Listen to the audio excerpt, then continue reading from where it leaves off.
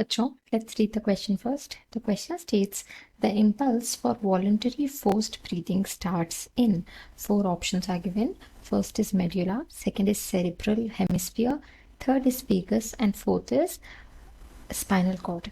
Question में पूछ रहे हैं कि इम्पल्स फोर्स्ड ब्रीदिंग के लिए, वॉलंटरी फोर्स्ड ब्रीदिंग के लिए कहाँ स्टार्ट होता है. इस क्वेश्चन को आंसर करने के लिए हम की कॉन्सेप्ट देखेंगे. About the voluntary forced breathing. So, if we talk of the respiratory center of brain,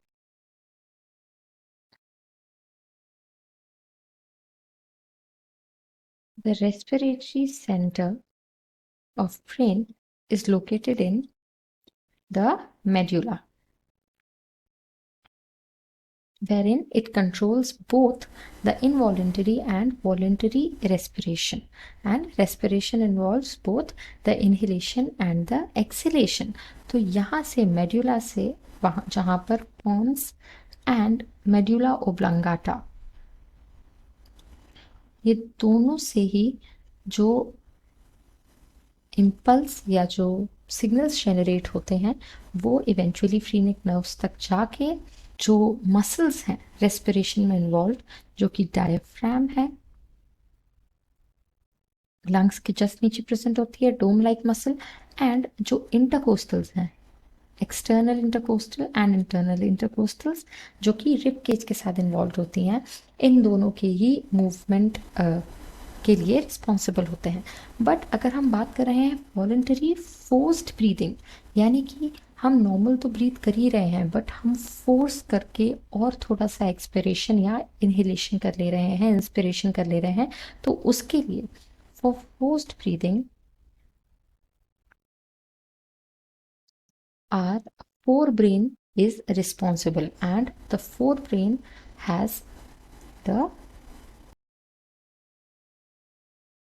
area of the brain that is responsible is the frontal lobe, and this frontal lobe is present in the cerebral hemisphere or the cerebral cortex. तो frontal lobe जो है वहीं पर सारी reasoning and thinking and muscle control, ये सारे impulses generate होते हैं, और वहीं पर ये फोर्स्ड ब्रीथिंग का इम्पल्स भी जनरेट होगा. तो अब हम क्वेश्चन के ऑप्शंस देखते हैं. फर्स्ट ऑप्शन में मेड्यूला की बात हो रही है, तो ये जो है ये रेस्पिरेटरी सेंटर ज़रूर है ब्रेन का, लेकिन यहाँ पर जो है वो नॉर्मल ब्रीथिंग के लिए इम्पल्सेस होती हैं, तो ये हमारा रॉन्ग होगा. सेकेंड ऑप्शन में सेरिब्रल हेमिस्फीयर दिया हुआ है, जो कि हमारा करेक्ट आंसर होगा, क्योंकि जैसा हमने यहाँ पर डिस्कस किया कि फ्रंटल लोब से या सेरिब्रल कॉर्टेक्स से फोर्स्ड ब्रीथिंग की इम्पल्सेस जनरेट होती हैं.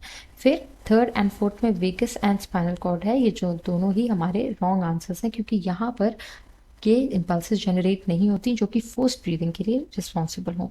सो the final answer for this question will be option number B. Hope you understood it well. All the best.